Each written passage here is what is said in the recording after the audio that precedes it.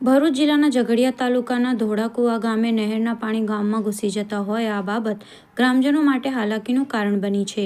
ધોળાકુવાના ગ્રામજનોના જણાવ્યા મુજબ કેનાલમાં પાણી છોડાય ત્યારે પાણી છલકાઈને ગામમાં આવી જતું હોય લોકોને આવવા જવામાં તકલીફ ઊભી થવા ઉપરાંત કેટલીવાર પાણીના કારણે થયેલ કિચડથી કોઈ પણ માણસ લપસી જતા હોવાનું પણ બને છે।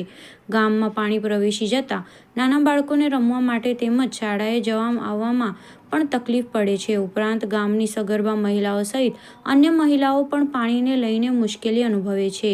ગ્રામજનોના જણાવ્યા મુજબ ગામ નજીકથી કરજણ યોજનાની નહેર પાસ થાય છે। કેનાલ સાફ કરેલ છે પરંતુ તેનો કચરો નાળામાં જતો હોય નાળું બ્લોક થઈ જતા પાણી ઓવરફ્લો થઈને બહાર આવી જતું હોવાથી આ સમસ્યા સર્જાય છે। નાળાની યોગ્ય રીતે સફાઈ થઈ નહીં હોવાથી આ તકલીફ ઊભી થઈ હોવાનું ગ્રામજનો જણાવી રહ્યા છે।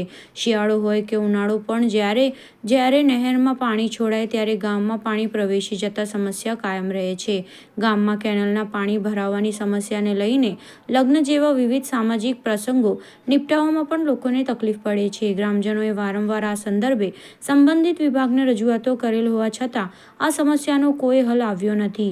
આગળના વર્ષો દરમિયાન પણ લોકોએ આ તકલીફોનો હલ લાવવા જવાબદાર અધિકારીઓને રજૂઆત કરી હતી પરંતુ કાયમી બની ગયેલા સમસ્યાનો કોઈ ઉકેલ નથી આવ્યો। ગ્રામજનોએ આક્ષેપ કર્યો હતો કે અધિકારીઓને ફોન કરીને તો ફોન પણ ઉપાડતા નથી ત્યારે ધોળાકુવાના લોકોને કેનાલના પાણી ગામમાં આવી જતા થતી હાલાકી નિવારવા તંત્ર તાકીદે યોગ્ય પગલાં ભરે તે જરૂરી બન્યું છે। કેનાલનું પાણી ગામમાં આવી જતું હોવાથી સમસ્યાથી વ્યથિત ગ્રામજનો દ્વારા એક જાહેર નિવેદનથી સરકારને અપીલ કરી છે કે તેમનો આ તકલીફમાંથી છુટકારો કરવા અસરકારક પગલાં લેવાય। મારું નામ જયેન્દ્રભાઈ છે। હું ધોળાકુવા ગામનો રહેવાસી છું।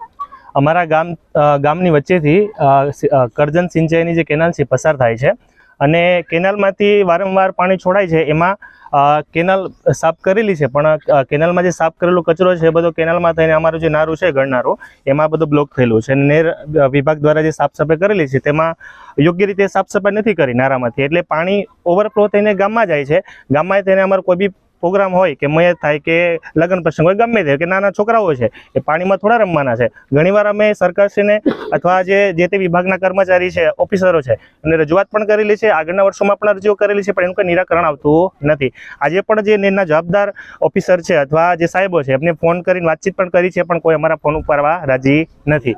સરકારશ્રીને એટલી અપીલ છે કે અમારી માંગ છે કે આનું જલ્દી નિરાકરણ આવે અને સાફ સફાઈ થાય। જે રીતે તમે રહ્યો છો તમને પણ રહેવાનો અધિકાર છે એટલે એટલી જ અમારી માંગ છે કે આ સફાઈ થાય અને અમે પણ શાંતિથી જીવી શકીએ। મારું નામ વસાવા લક્ષ્મીબેન ચંદ્રકાંતભાઈ છે। મારા ગામનું નામ ધોળાકુવા છે। અમારા ગામમાં હવે જે નહેર આવેલી છે જે કેનાલ આવેલી છે એ વારંવાર એમાં પાણી આવે છે। જ્યારે પણ પાણી આવે છે ત્યારે એ ઉભરાઈને આખા ગામમાં જાય છે જેના કારણે ગામના લોકોને ખૂબ જ તકલીફ પડે છે। નાના બાળકોને સગર્ભા બહેનોને કે કોઈ અન્ય સ્ત્રીઓને પણ બહુ જ તકલીફ પડે છે।